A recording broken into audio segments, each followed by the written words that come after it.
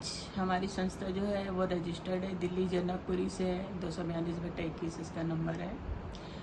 और यह संस्था राष्ट्रीय सिंधी मंच हमारी भोपाल से की थी, जहाँ से दूसरे मेंबर भी थे, सब साथ में थे हम लोग, जहाँ से मिलकर हमने रजिस्टर्ड कराया। और इस संस्था को टुकड़े होते देखना और फिर उसको रजिस्टर्ड कराना हमारे लिए खुद ही एक बहुत दर्दनाक था, क्योंकि इससे भी 4 संस्थाएं और निकल के अलग अलग नाम से रजिस्टर्ड हुई थी। अखंड सिंधी सेवा फाउंडेशन, भारतीय सिंधु सेवा संगम, भारतीय विश्व करके है एक, श्याम लालवानी जी बॉम्बे द्वारा, पारस अडवाणी मंडला से, और क्या बोलते हैं अपना अखंड सिंधी सेवा हरीश तलरेजा जी, मुरली गुरदासानी जी। सब इस संस्था से टुकड़े होते होते संस्थाएं रजिस्टर्ड होती गई और डिवाइड होती गई, टुकड़ों में बढ़ती गई, क्योंकि हमारे जो फाउंडर थे वो बहुत ही अड़ियल रवैये के थे। तो आखिर हमने हार के इस संस्था को रजिस्टर्ड कराया, और रजिस्टर कराने के बाद यह लीगल रूप से चल रही है, लेकिन उन्होंने अपना अड़ियल रवैया आज तक नहीं छोड़ाया और लोगों को और समाज को भ्रमित कर रहे हैं।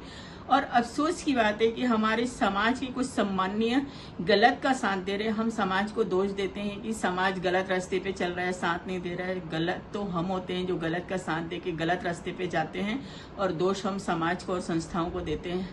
तो कभी भी हमें किसी भी संस्था में जुड़ने से पहले हमें ये सोचना चाहिए कि वो संस्था लीगल है कि नहीं, रजिस्टर्ड है कि नहीं, और यहाँ नैतिक वाकई में जमीनी स्तर पे कार्य होते हैं कि नहीं।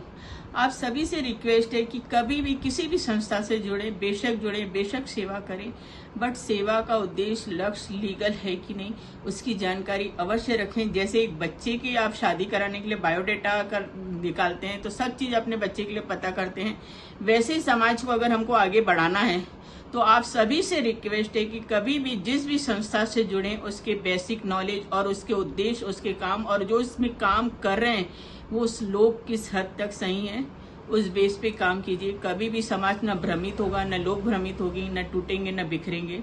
एक ही कोशिश है, न टूटो न तोड़ो, ताकि समाज एक रहे और एक यूनिटी बनी रहे। जय माता दी, जय झूलेलाल।